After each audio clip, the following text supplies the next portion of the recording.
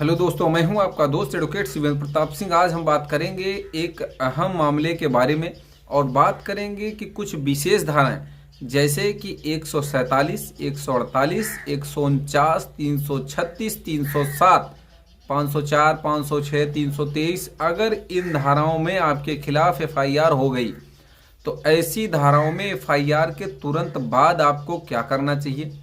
ऐसे में कुछ लोग जो जेल में चले गए उन्हें कैसे बेल पे छुड़ाया जाए।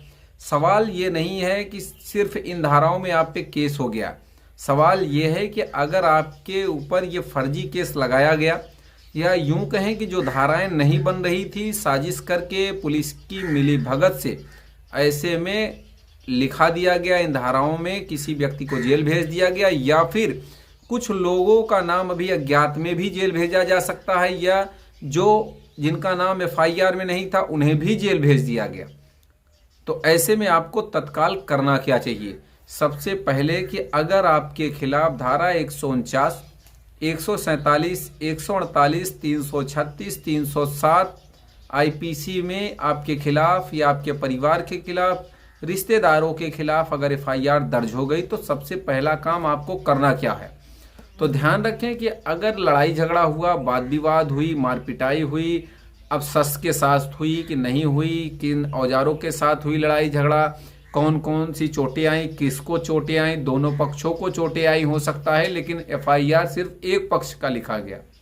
तो ऐसे में सबसे पहला काम यह है कि आपको क्रॉस केस बनवाना चाहिए। कहने का मतलब ये, अगर आपके लोगों को भी चोट आई है तो आप उनका मेडिकल कराते हुए एफआईआर दर्ज कराएं। अगर एफआईआर नहीं दर्ज हो रही तो सीनियर सुपीरियर ऑफिसर्स के पास जाएं, वरिष्ठ अधिकारियों के पास जाएं, वहां से ऑर्डर करा के या फिर 156(3) में दायर करें, परिवाद फाइल करें।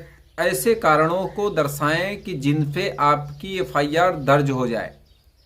दूसरा और सबसे इम्पोर्टेंट काम आपको ये करना है कि जो व्यक्ति वहां नहीं था उसे भी अगर जेल भेज दिया गया तो आप उनके खिलाफ भी कार्रवाई कर सकते हैं, उन पुलिसकर्मी के खिलाफ भी कार्रवाई कर सकते हैं। लेकिन पहले सवाल ये है कि अपने आप को बचाना। तो अगर जो वहाँ घटना के समय, घटना के दिन, तारीख, उस समय वहाँ नहीं था जो भी व्यक्ति, उसका भी नाम ऐड कर दिया गया है, वो जेल में नहीं है, फिलहाल वो बाहर है, भागा भागा फिर रहा है, तो ऐसी स्थिति में उसके लिए आपको बचत ये है कि आप सीधे हाई कोर्ट से उसका स्टे ले सकते हैं। जैसे उत्तर प्रदेश का अगर मामला है तो मानिए इलाहाबाद हाई कोर्ट आए, वहाँ से उसके खिलाफ जो कार्रवाई होनी है उस पर स्टे ले लें। दूसरा, उसका एंटीसिपेटिक बेल ले लें।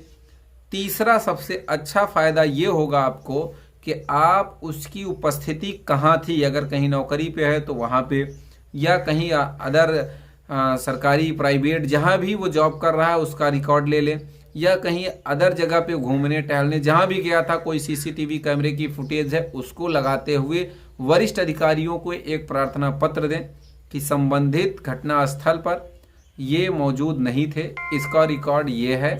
सारा कुछ अगर आप देते जाएंगे तो 100% उसका नाम विवेचना से बाहर हो जाएगा।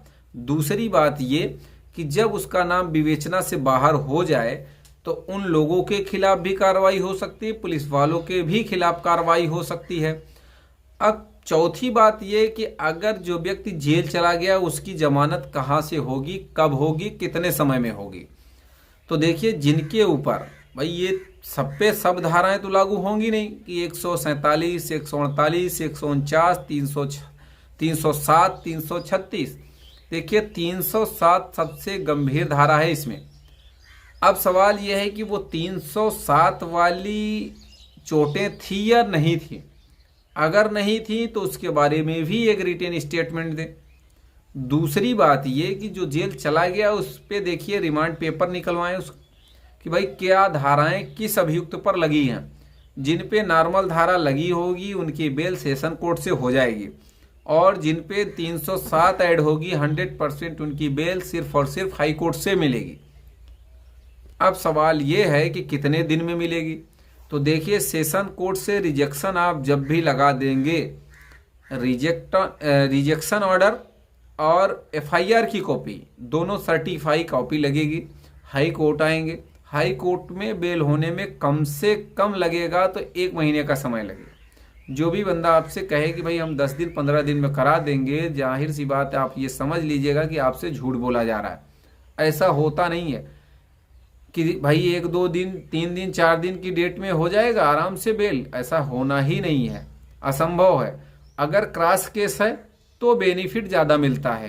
क्रॉस केस में ये देखा जाता है कि भाई दोनों विवाद का कारण क्या था, दोनों पक्षों में विवाद जो हुआ उसका मूल कारण क्या था, उस कारण को देखा जाता है और दोनों पक्षों में कितनी चोटें हैं, कितनी तरफ से दोनों पक्षों में क्या कार्रवाई की गई।